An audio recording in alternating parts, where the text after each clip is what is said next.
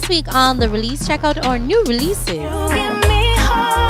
See the love with you every day. On some attack, some accounts. I'll get on you, get your money. Young girl. Reggae Sports Carnival launch. Providing scholarship. We are happy. I was a part of the development. This is a stepping stone. It's a fun-filled day. Post Carnival Depression in New York. That started over 10 years ago. We here, baby. Paula, Paula. What it up? Hey, look. Tell the police to make us sing. Boss Lady, let's talk wealth. I am on a wealth journey. I'm happy when I get the opportunity to share. Buy this house as a starter home. I have multiple streams of income. Invest in stocks. Are you actually saving it? So you take your finances very seriously. We need more financial seminars like these. Jamin's Cafe grand opening. Crab cakes. His boss. Bottle of rosé. Jerk wings, yeah. And so much more. First cash. First cash. I didn't realize that the bills would pile up so much. I had to be budgeting, okay, how much I'm going to spend when I go to the supermarket. What led me to create the Let's Talk Wealth Forum is the fact that I am on a wealth journey for myself. And I wanted to invite other persons to join in on the journey with me. So while I'm learning about investing and growing my wealth, I want other persons to get in on it as well. So I don't want to keep the information to myself. I don't want to be selfish about it. And so I decided to just invite a couple other ladies along to share on the journey with me.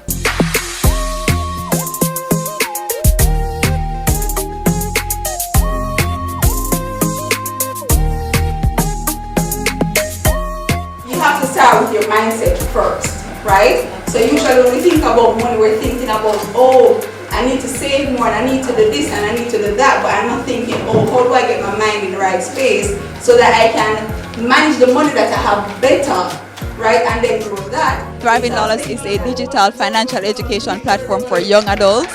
We basically help young adults, to develop the skills and the mindset and provide them with the resources they need to manage their financial life. And we basically help them to learn things about money that they didn't learn in school, but they actually need now to navigate life. I'm happy when I get the opportunity to share this kind of content, and I'm even more happy when the content is well received. Don't jump into real estate. You will lose your shirt. But if you have your plans, can build wealth through. My advice to persons who are looking to build wealth using real estate, always start off by getting pre-qualified for a mortgage, and getting pre-qualified, knowing what you can afford, and then working with that. Remember, your first house does not have to be your final house. You can buy this house as a starter home, and in the future, as your earning power increases and your savings and investments increase, you can upgrade to your dream home.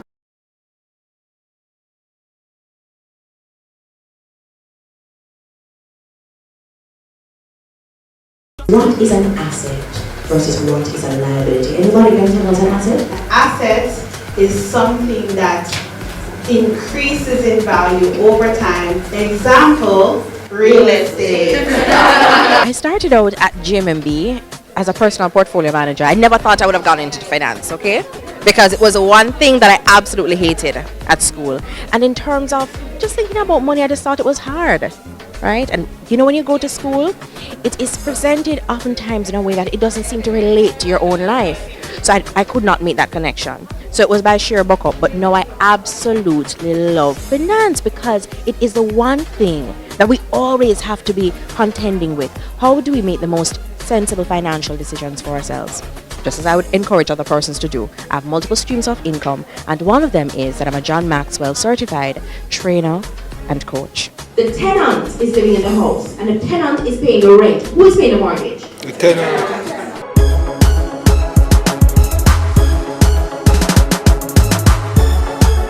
My biggest takeaway really, it's just to ensure that when I'm cutting back, it's something that Kenisha Mays of Thriving Dollars has said. When you're cutting back, the money that you're actually cutting back, are you actually saving it or are you spending it somewhere else? So that's something I'm going to definitely try. What I take from this is that after I invest in stocks, then I can probably purchase a rental home, and then that would be like a second income for me.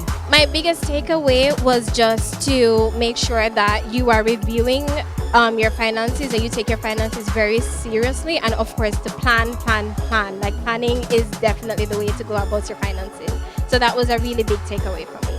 I decided to partner with the Boss Lady JA because, oh my God, we need more financial seminars like these. We need to be educating young people like myself who would need the information, myself and you as well, who needs the information. And I'm really looking forward to more events like this. Even if I'm not sponsoring them, they're very useful.